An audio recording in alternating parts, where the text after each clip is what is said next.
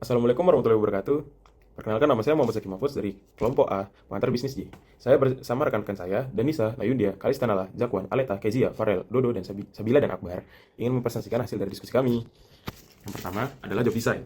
Apa sih itu job design? Job design ialah proses menyusun tugas dan tanggung jawab pekerjaan agar lebih efisien, memotivasi, dan memuaskan karyawan. Job design bertujuan untuk menyeimbangkan efisiensi dan kepuasan kerja, menjaga produktivitas, mengurangi kebosanan, stres, hingga turnover.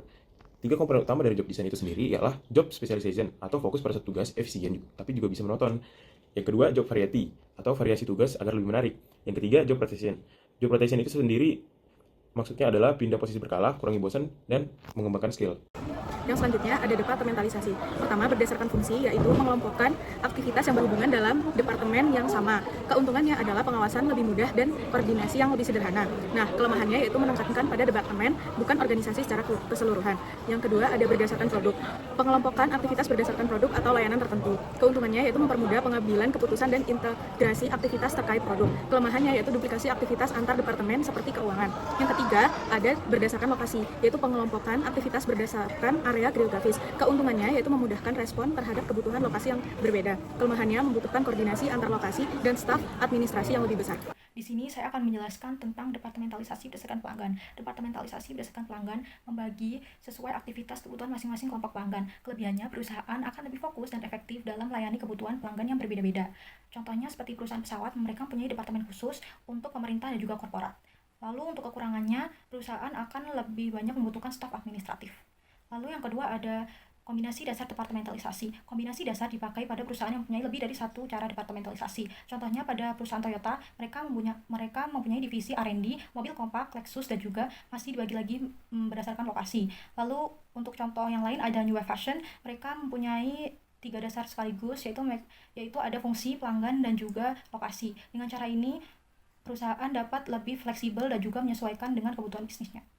Delegasi ya, delegasi adalah cara manajer menyerahkan tugas dan wewenang ke bawahnya untuk mengembangkan para bawahan-bawahannya tersebut. Nah, prosesnya itu sederhana, menetapkan tanggung jawab, memberikan wewenang, lalu ciptakan akuntabilitas. Nah, terus di sini juga ada dua jenis struktur organisasi berdasarkan delegasi.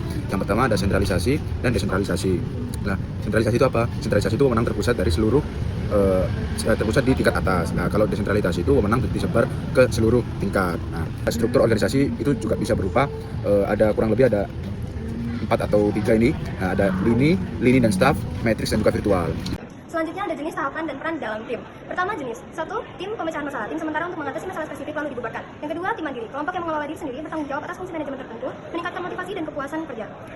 Yang ketiga, tim lintas fungsi. Anggota dengan keahlian beragam, bisa sementara atau permanen, sering diberi wewenang pengambilan keputusan, pentingkan komunikasi dan kebersamaan.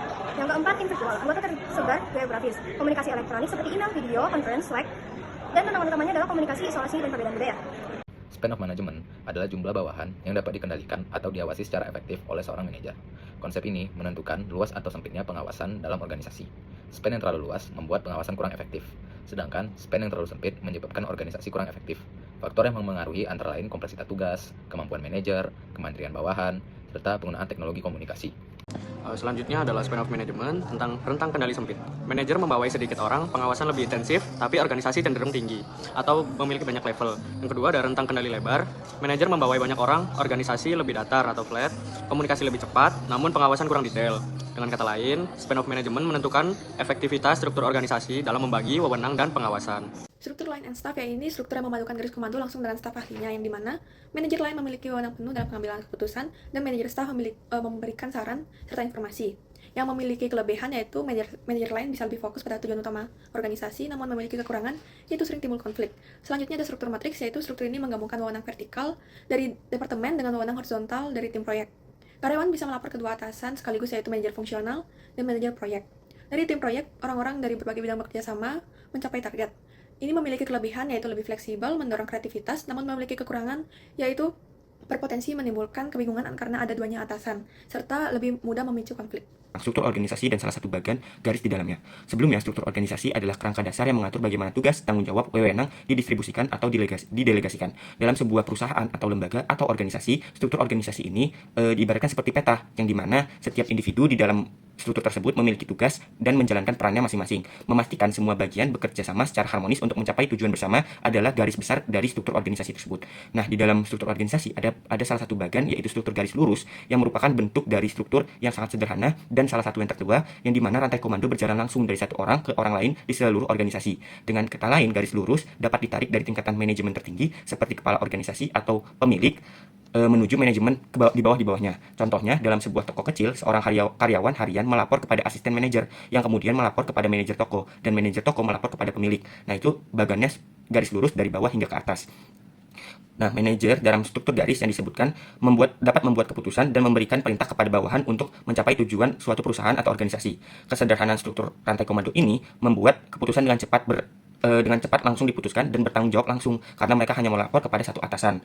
Namun, di dalam struktur ini memiliki kelemahan. Yang pertama, dia tidak bisa digunakan untuk skala perusahaan atau organisasi yang mencakup hal yang luas, dan juga organisasi kecil dengan aktivitas yang sedikit lebih cocok terhadap struktur tersebut, karena manajer di garis ini dapat mengambil keputusan secara langsung, sedangkan apabila di organisasi atau perusahaan yang memiliki skala besar, manajer dari garis struktur tersebut akan kesulitan membuat keputusan yang tepat tanpa bantuan ahli dari luar, karena di dalam struktur ini, manajer atau tingkatan atas harus memiliki pengetahuan yang cukup untuk menjalankan atau memberi keputusan terhadap bagian-bagian dari bawahnya. Virtual organization atau biasa disebut network organization. Jadi virtual organization itu merupakan bentuk organisasi yang cukup unik dan berbeda dengan organisasi tradisional. Kalau organisasi konvensional itu biasanya memiliki departemen lengkap mulai dari keuangan, pemasaran, produksi, hingga administrasi, maka virtual organization itu justru hanya berfokus pada fungsi administrasi sebagai inti. Nah, fungsi-fungsi lainnya itu nggak ditangani langsung oleh organisasi, melainkan dikontrakkan kepada pihak luar.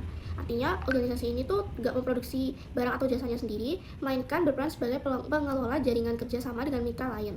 Nah, inilah mengapa organisasi itu sering disebut juga sebagai network organization, karena kekuatannya memang ada pada jaringan dan kolaborasi. Lalu di sini ada ciri-ciri dari virtual account. Yang pertama adalah administrasi sebagai inti, di mana organisasi itu lebih mengandalkan fungsi administrasi atau manajemen. Yang kedua ada berbasis jaringan, yaitu mengandalkan kerjasama dengan organisasi atau individu lainnya.